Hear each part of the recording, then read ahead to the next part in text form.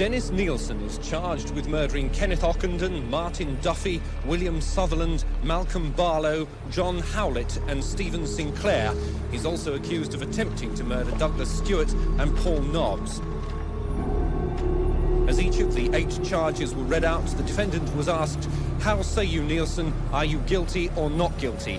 8 times in a firm voice he replied, "Not guilty." But is Nielsen guilty of murder, or is he guilty only of manslaughter?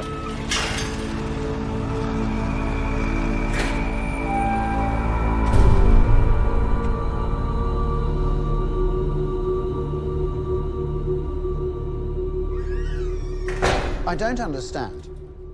It's quite simple. I haven't spoken to my solicitors, my barrister, learned people from the psychology profession. I'm not sure if I'm guilty. What on what grounds? In all the months that we've been talking, you've not mentioned a plea of insanity once. Not insanity, no. Diminished responsibility. But am I mad? I don't know.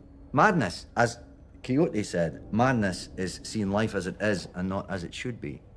You murdered those men, Des. And you knew what you were doing. Did I? I don't deny taking their lives. You know, I must wear the label of a killer. Maybe I should be hanged for it. But I didn't plan them. Never. I took them home with much purer intentions, and then I'd wake up, they'd be sat there dead. Now, no one feels the weight of that more than me, but the power of responsibility at that time was nil. Yeah, I look in the mirror, I just see me, yeah? Just me. It's friendly, helpful, responsible me. Just there. If this was true, then why didn't you go to the police after the first time it happened? Don't you think I contemplated that, Brian? Eh?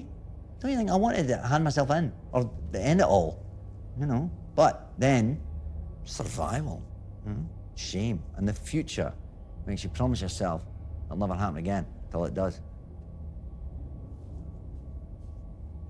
But, yeah, I mean, had it not been for the dog, I might well have surrendered myself. All I know is I don't know, and thus a jury needs to decide. The press will be allowed to publish every word spoken in court, every single detail exposed. Is that not what you're doing? Well, I'm not exploiting these young men's tragedies to sell newspapers. No, you're just exploiting me. I hope you know me better than that. I just want to get to the truth. Don't you?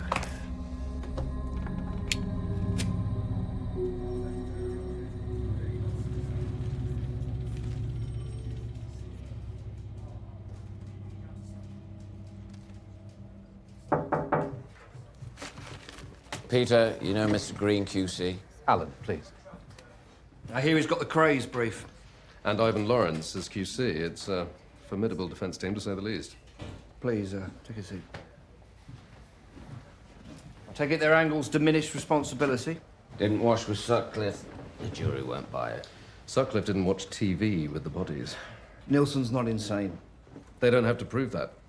All they have to do is show that he was suffering some abnormality of mind and therefore not fully responsible for what he was doing. We, on the other hand, have to prove that these crimes were carefully planned and premeditated. Surely his confessions do that. I'm afraid the confessions only take us so far. What do you mean? We gave you a lot of answers which prove what he did, but not what mind he was in when he did it. He gave you exactly what he wanted to. You hardly asked him any probing questions about what was on his mind. Hold on. We didn't want him to suddenly stop talking. We needed to identify 15 people. I understand that, but the effect was that he gave you a lot of details that aren't going to help us convict him. I'm sorry, are you saying he planned this? We'll never know, but if all we have are the confessions, then that's not going to be enough.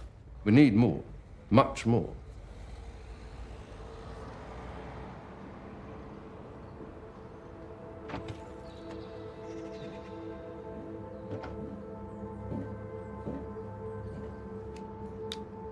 Should have pushed for motive. Don't listen to Green. Everybody always thinks they're a better copper than a copper. If he'd have stopped talking, there's no way we'd have found the people we did. Listen, they're just looking for someone to blame if this all goes pear-shaped. But we're gonna make damn sure that doesn't happen. Yeah. See you tomorrow.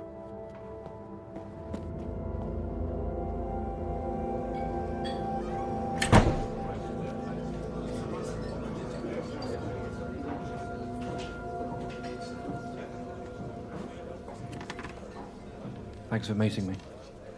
Please, take a seat. I almost didn't come. But you did. Because you know this is wrong. I take it he's written to you over the past few months? Oh, he has. How much? 52 exercise books worth.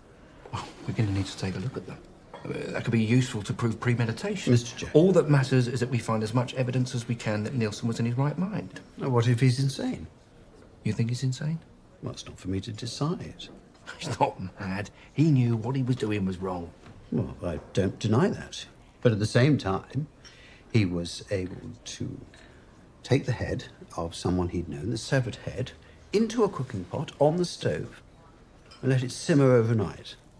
And then the next morning, he was able to pour himself a cup of coffee and butter a slice of toast whilst turning up the heat to make sure that the head was boiling properly. Now, that is completely mad. He's really done a number on you, hasn't he? You mistake me, Mr. J. He's not my friend. I know who he is. Do you? Right, well, there's nothing else. Listen, if he can convince a jury that he was out of his mind somehow, then he only gets manslaughter. He goes to a hospital, and then in 15 years he's been cured and he's back out on the streets. Is that justice for the victims and their families? If that happens, can you live with yourself? Because I know I can't.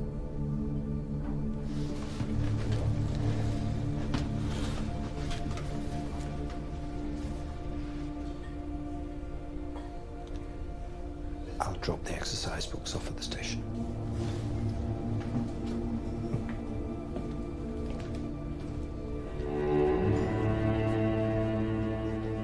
I mean, we have a murder weapon. Tie it attached to a knotted rope. Seems pretty preemptive to me. Okay, good. What else?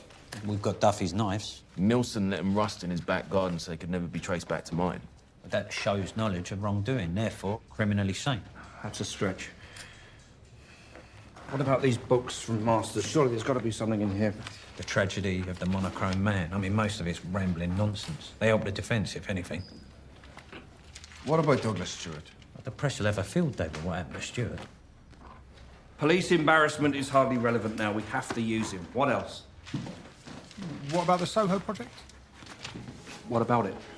A woman called. Thinks someone in her therapy group could be a possible victim, but I thought we weren't looking for them anymore. Okay, Steve and I will follow that up. Is that our lot? Paul Nobbs, in his statement, says Dennis Nielsen required to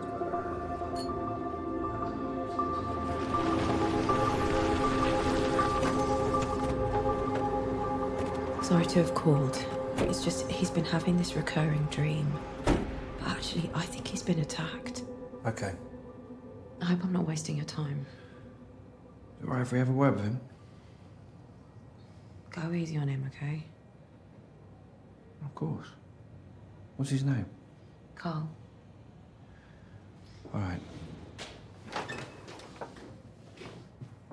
I'm in a dark room. I don't know where. And there's music, but it's calm. And then this man appears. And I can't see his face, but he's very close to me. But I'm not afraid because I'm warm. I'm wrapped up in some kind of sleeping bag. And then, all of a sudden, I feel something around my neck, digging into my throat and choking me. And I can hear him saying, "Just stay still." And then everything goes dark. But then, after a while, I feel something on my face, sort of like a dog licking me or something. Can you remember what breed? No.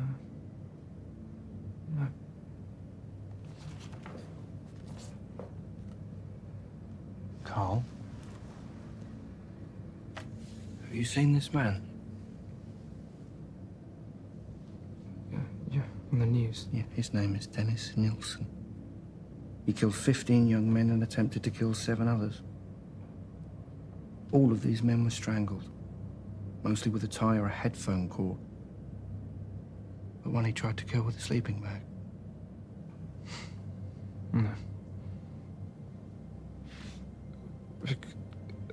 Because the man in my dream keeps telling me not to get caught up in the zip.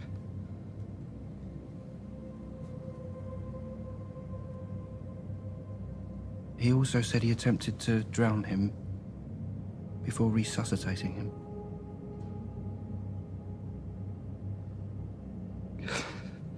I've never told anyone about the water. Do you remember the water? Yeah. It was cold water, and I was being held down. Where? In a bath or a sink? I don't understand. Are you telling me that this actually happened? Yes. I think you were one of Nilsson's attempted victims. Because everything that you are telling us aligns to what he told us. Now, can you remember where you met him or anything about where he lived? Well, no. Now, you said he warned you about the sleeping bag. What did he say exactly? When he warned you about the zip, that shows he was planning it way before he did it, so I need you to be clear. Come on, just try to remember. I don't want to do this anymore. Look, you have to. I know this is tough, but we need all the details. Detective. Just think. Detective, he's told you he's had enough. I'm aware of that, but I'm just trying to.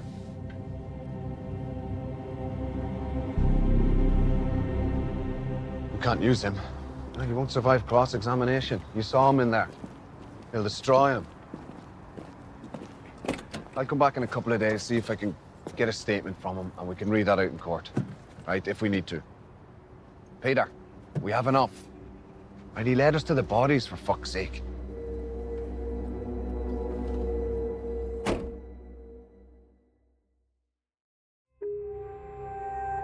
For the first day of this, the trial of Dennis Nilsson, the unassuming civil servant who's charged with crimes that have shocked and sickened the nation. Nilsson is charged with 6 murders and 2 attempted murders. Details of a recently identified 7th victim, Graham Allen, a heroin addict and petty criminal, will not be featured on the indictment. What's it like being friends with a serial killer? What's it like rubbing shoulders with a murderer, man?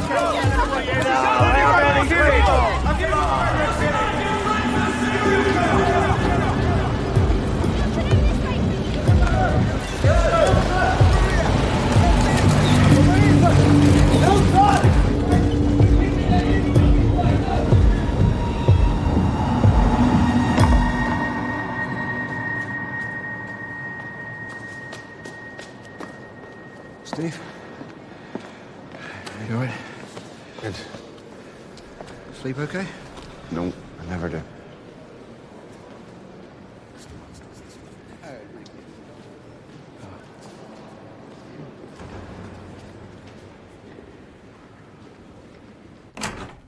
Oh, here he is, Brian Masters, biographer of the murderer of the century. See the press outside? Jesus, they'll have headlines for weeks. Reveling in the case like carrion. One of the papers today had a headline, House of Horrors, the trial. Only House of Horrors I've ever seen is number 10 Downing Street. They mention you and all. Yes, I saw. Yeah? How do you feel being talked about in a national newspaper? You wanted to see me? Aye, they brought me my suit but no tie. I was wondering if I could borrow yours.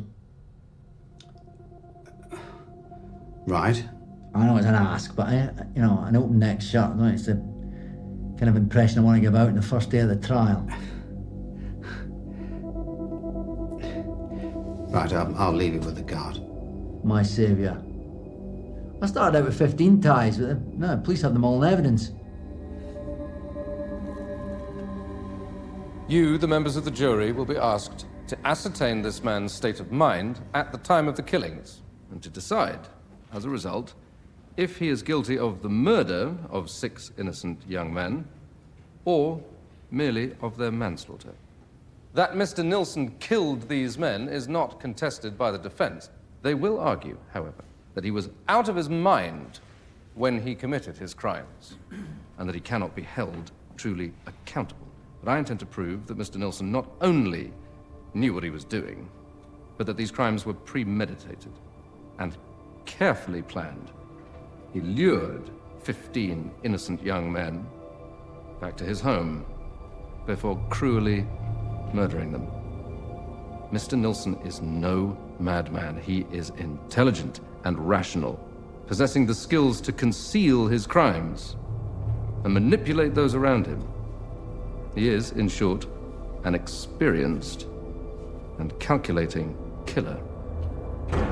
I've spent a total of 14 hours with Dennis Nilsen on 16 separate occasions since his arrest. You are a forensic psychiatrist, Dr. Hardy. Correct. Could you share with the court the clinical evaluation you made of the defendant during these many meetings? Did you find, for example, any evidence of mental abnormality?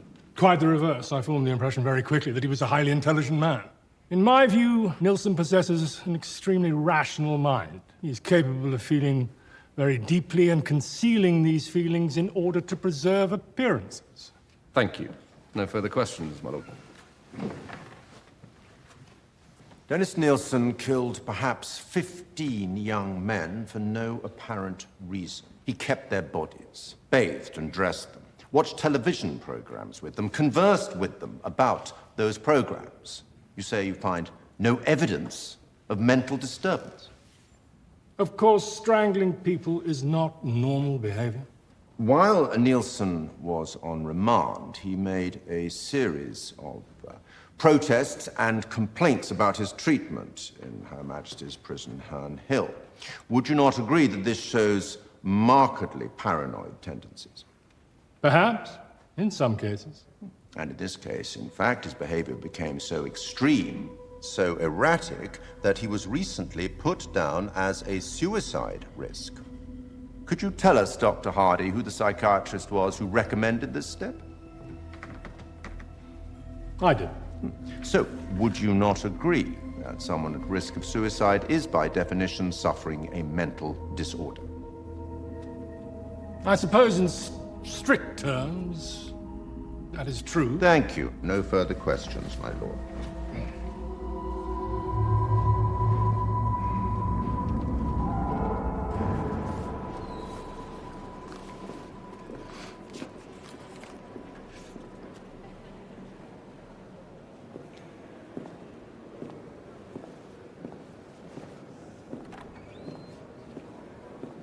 Miss Mead? They're using what happened to Graham, making it all public.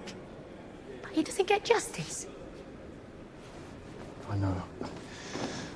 Look, there are certain details about his case that can... You didn't give a shit about him, and you thought he was just a junkie who OD'd in a squat or a bedsit somewhere. But now, you're going to bring up every little detail. I'm sorry. No, you're not. You haven't any fucking idea of what you've put me through. And he won't even get justice. All you lot care about is you're the people that caught Dennis Nilsen. Pete, we're back in.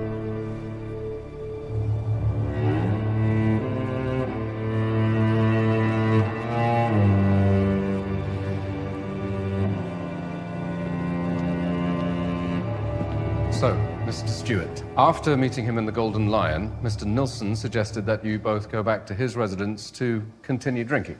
That's right. 195 Melrose Avenue. I remember it very clearly. And what happened next? Well, we had a couple more pints. He offered me vodka, but I said it's not my drink. Then he asked me to go to bed with him. Well, I said that wasn't my thing either. So I fell asleep on the sofa. I woke up, Must have been a few hours later. And my ankles were tied together with a tie. Nilsen was kneeling on my chest, trying to strangle me. But I fought him off. Oh, I wasn't going down without a fight. How did he respond to that? I started shouting, "Take my money, take my money!" Really loud like.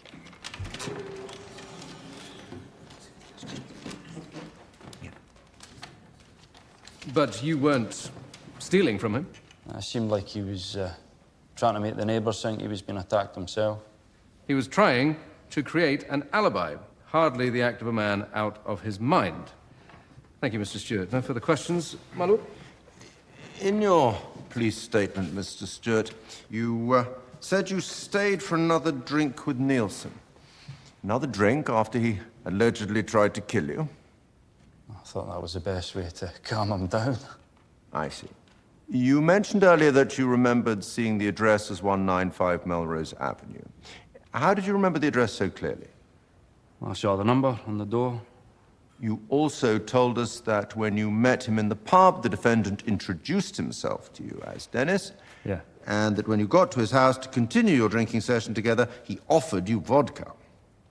That's right. Unfortunately, none of these things are true, are they? The defendant's first name may be Dennis, but he always calls himself Des. He always drinks rum, not vodka, and there is no number plate on the house at Melrose Avenue. There never has been. I don't know. I thought there was. But you seemed so sure of the details before. And why might that be? Why might someone go to the trouble of furnishing their testimony with a great deal of specific detail? Seems to be pulled from thin air. I put it to you, Mr. Stewart, that your testimony to this court is nothing more than a pack of lies dreamt up to satisfy a tabloid newspaper. Well, Mr. Stewart, have you sold your story? Yes. No further questions, my lord. How dare he? Standing up there in that ridiculous suit, spouting those lies. So you're saying that Douglas Stewart is lying? That you didn't try and kill him? Yes, I did. But not as he described it. This is about absolute truth, Brian. Has to be, otherwise we don't get any answers. You cannot possibly believe that what you put him through out there was justified. What are you getting so agitated about? I'm giving you a one-all final act for your book. And like you said about the book, Brian, it's not up to us to make subjective decisions. We have to remain objective in all of this. Thus, it is up to the jury to decide whether I'm just bad or outrageously bad.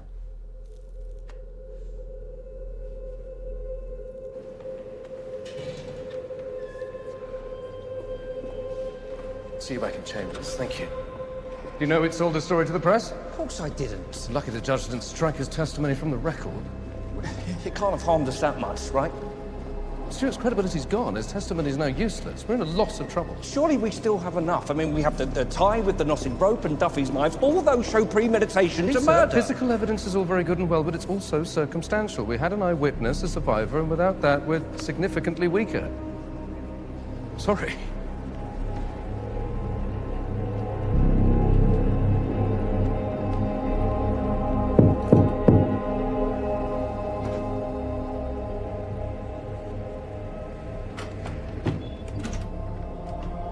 Hello, Carl. Can I come in?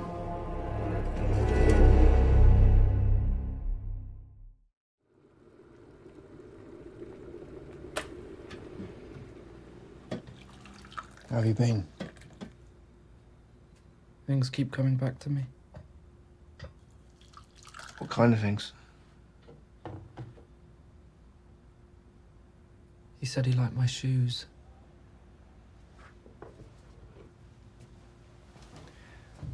Thank you.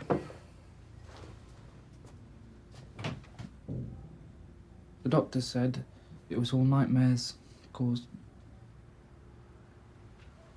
I'd had a bit of a hard time with an ex of mine.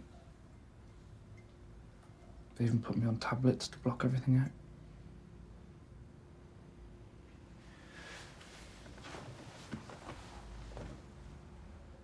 Listen, Carl, The trial isn't going how we'd hoped. We think your testimony could be crucial. But I've already given my statement. The man said that would be enough. I know, but we need you to give it in court. What, with him there? You wouldn't have to be close to him. What? No, I can't. Carl. He killed me, Mr. J. And then he brought me back to life. I can't imagine what you've been through, Carl. I really can't. But please believe me, if he gets a lesser sentence, you'll find no peace. Sorry, I can't be in the same room as him. I can't go back there. Then they'll subpoena you anyway. You'll be forced to testify. So I don't have a choice.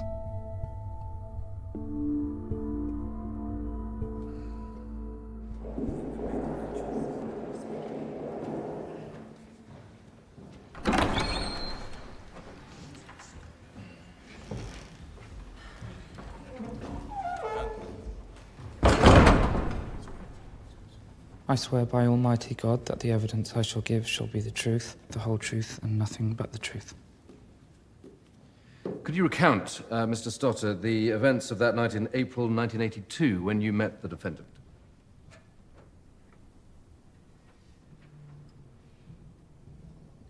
Where, for example, did you meet Mr. Nilsson? In the Black Cat in Camden. I was depressed. I'd just broken up with someone. Speak up, please, Mr. Stotter. He was nice to me. In what sense was he nice? He bought me drinks.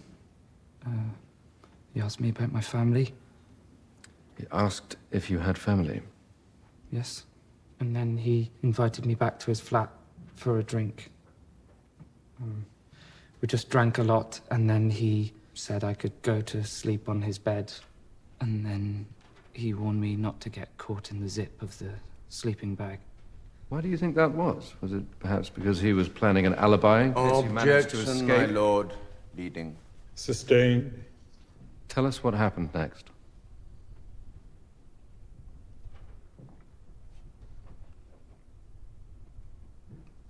I woke up and I couldn't breathe. He was behind me, and I could feel something digging into my neck. The pressure got worse, and the pain was unbearable. I couldn't see, or speak, or swallow, and I could hear him saying, "Keep still." The next thing I knew, I was in water. In a bath, being pushed down again and again, and I didn't know where I was or what was happening, and I swallowed water. Couldn't resist anymore, and I realized that I was dying. Thank you, Mr. Stotter. No further questions, my lord. You have an alter ego, Mr. Stotter, do you not? Cara LaFox. A drag act. You're a female impersonator. I used to be, yes. You've already been asked, Mr. Stotter, if you could speak up for the benefit of the court. Yes. But since the attack, I'm not able to sing anymore. And you had several relationships with men, including one which became abusive. Your night with Nilsson was, therefore, not your first violent homosexual encounter. Lord, I must object to this line of questioning. A history of deviant encounters raises the possibility of a sex game gone wrong, my lord. Sustained. Move on, Mr. Lawrence. Now, could you tell us, Mr. Stotter, where you woke up after you had been in the bath? On the bed? On the bed. And was the room warm or cold? Warm. Nilsson had heated the room, had he not? He had put on all the bars on the electric fire. Yes. I suppose so. And how long after you woke up did you leave the flat? Well, I kept falling asleep, so maybe 1 or 2 days. 1 or 2 days? Did Nilsson keep you under duress? No, but I was very confused and also in a lot of pain. Did he, in fact, walk you to the tube station when you wanted to go? Yes. This supposedly cold and calculating killer, with every opportunity to finish the job, instead let you sleep in a warm bed for days before seeing you home safely. In fact, aside from the incident itself, did he not show you more care and kindness that evening than anyone else in your life had done for a very long time? Yes. That's what I can't understand. Is he my murderer or my savior? How peculiar that is. No further questions, my lord. You may step down, Mr. Stoddard.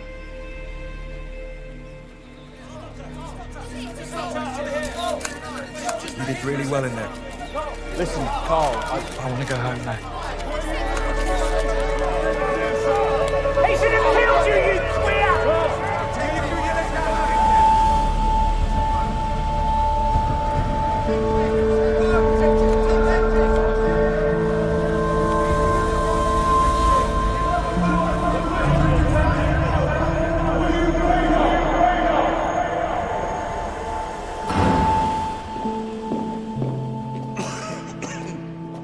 Mr. J?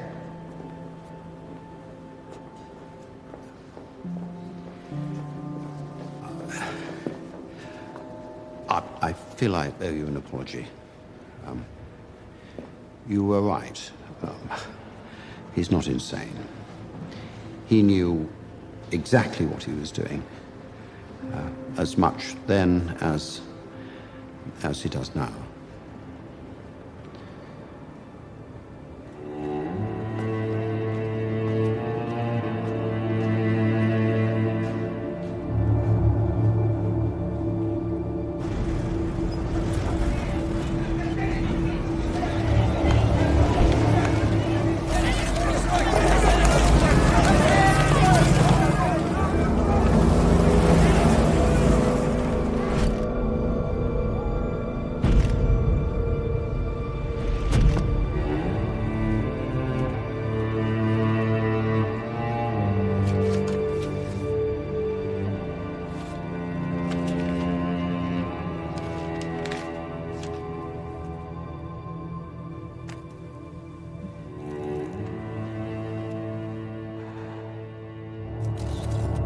Detective, are you confident? Get justice for the victims, Detective. And in the following days, you interviewed him at length, is that correct? Yes, we interviewed him for a total of 31 hours. And in those 31 hours, did Mr. Nilsson ever mention visions or voices in his head telling him to commit his crimes? No. Did he ever show any signs at all of being out of his mind, so to speak, or mentally unwell in any way? No, quite the opposite, in fact. He seemed calm, collected, in control. Hardly a madman. No. Detective Chief Inspector J, could you please tell the court, for how long have you been a police officer? Almost 23 years. And based on those years of experience, what is your professional opinion of Dennis Nilsson? I've seen criminals in all shapes and sizes. When they're on remand, they ask to be visited by all sorts of people. Priests, rabbis, imams. I even had a fellow who asked for a shaman. Because most of them are just wanting forgiveness. Mr. Nilsson's only visitor in the 8 months whilst he was on remand was a biographer. In my opinion, he's a remorseless coward who killed innocent and vulnerable men as they slept. Thank you, Detective Chief Inspector. No further questions, my lord. Detective Chief Inspector, you say you interviewed Nilsson for 31 hours, yes? That's right. In all that time, of him talking almost incessantly, did he ever mention planning the murders at all? No. No further questions, my lord. You may step down, officer. Thank you. We have an old Latin phrase in the law, res ipsa loquitur. The act speaks for itself. What sort of man kills people, lives with their bodies rotting under the floorboards, and flushes pieces of them down the lavatory? Do these seem to you the actions of a man in his right mind? If you think, as we invite you to think, and as the evidence surely shows, that these crimes were not planned or premeditated, but were due to Nilsson's seriously abnormal personality and way of thinking, then you will find him not guilty of murder, but guilty of manslaughter by way of diminished responsibility. That is the verdict which we invite you to return. What's taking them so long? See him again? We want...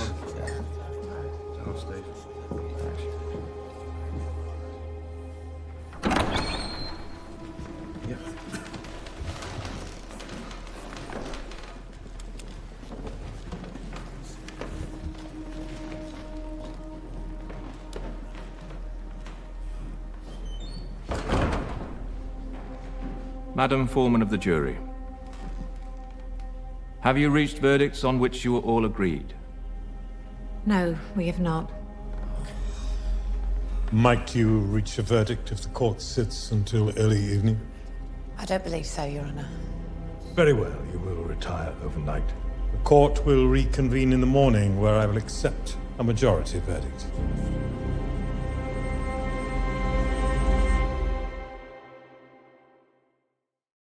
More time's now been spent on what's possibly wrong with Dennis Nilsson than what he's actually done. A man who has described himself as the murderer of the century. A defense psychiatrist said Nilsson acted as if he were the judge judging this case of an infamous crime. He shows off. He really believes he is the most important person of the century. The defense expert found another way of describing Nilsson's mind. His personality was like his house. It looked perfectly all right from the outside, but perhaps there was something of a funny smell about it. And when you looked under the floorboards, you would find horrors. Jury is returning.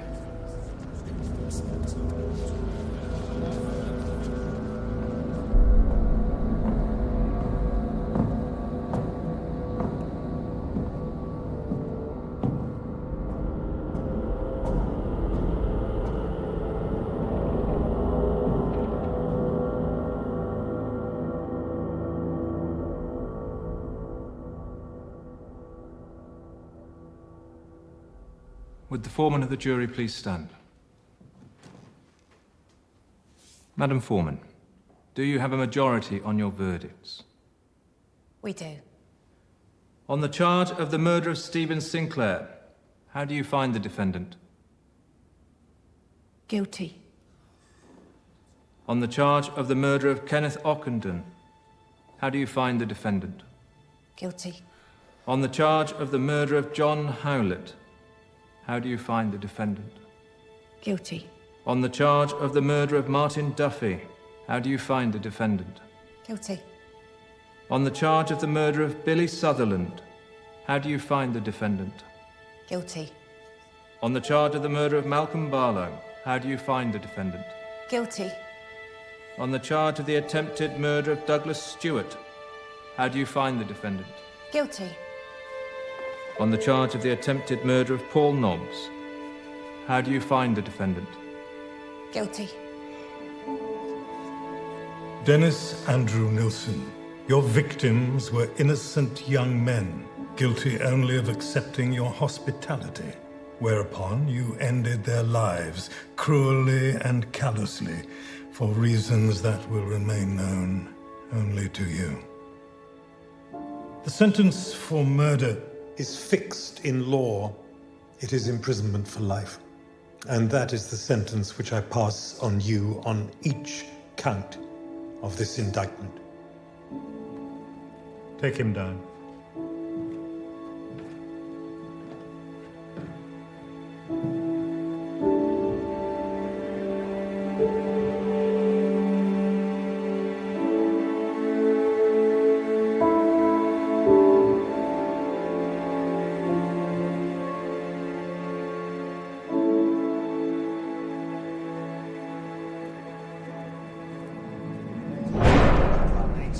court, the journey back. Yes? Mr. J. Well done. Went down to the wire at the end, didn't it? Must be pleased it's over. If at any time in the future you remember any more names, please write to me. I promise you'll be the first to know. I think the jury got it right in the end. You know? I don't think I'm mad. If you hadn't caught me that day, it'd be 150, not 15. I could never have stopped. Okay. Good luck.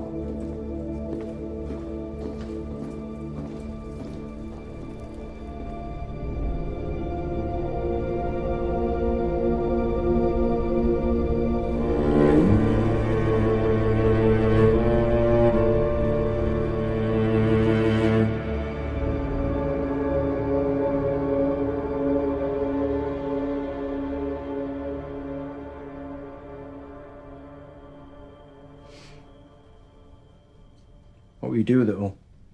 I don't know. Chuck most of it, probably.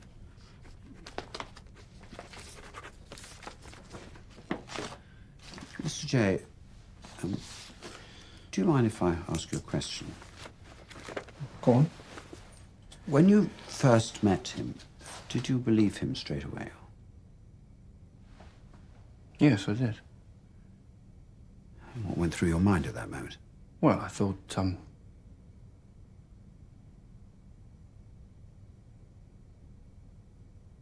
honestly, the first thing I thought was, I hope that I'm up to this. Don't put that in your book. You have my word. And about my book. No, look, it's fine. We both had our way of looking at this. Oh, what will they do with this place? I don't know. Sell it or rent it out, I'd imagine. Who'd want to live here? It's there's the smell, for one thing. Do you know the worst thing? I don't smell it anymore.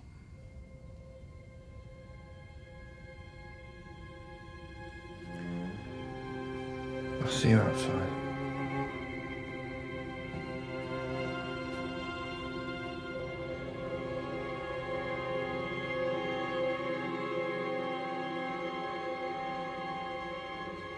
So, how have you been? I know. Adjusting to being a permanent resident and all. Apart from that, not too bad. I read your book, my book. What did you think? To be honest, Brian, I found it absolutely terrifying. Well, it's good. Much better than I expected. Of course, I have some thoughts. Please don't be discouraged by my observations. I've lost none of my respect or admiration for you. All your work.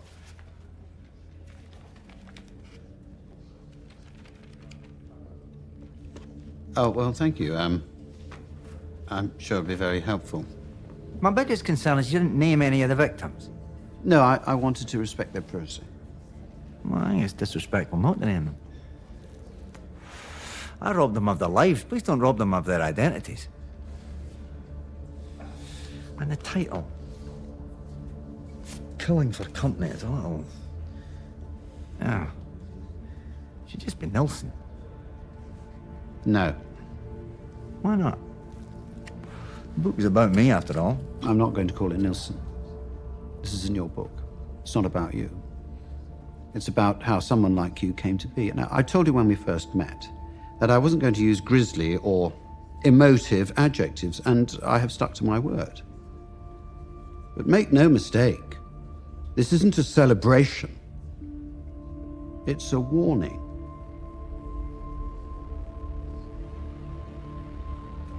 You know, there were only 12 victims, not 15. I sat in the back of the police car and at my arrest. He asked me how many there were, and I wasn't very sure, so I just gave him a figure, 15 or 16. And three of those victims are unvented.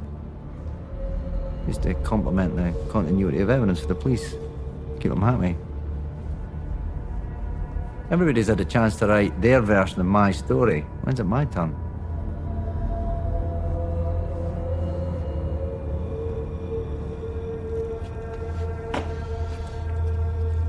I'll send you a copy when it's published. Come and see me again.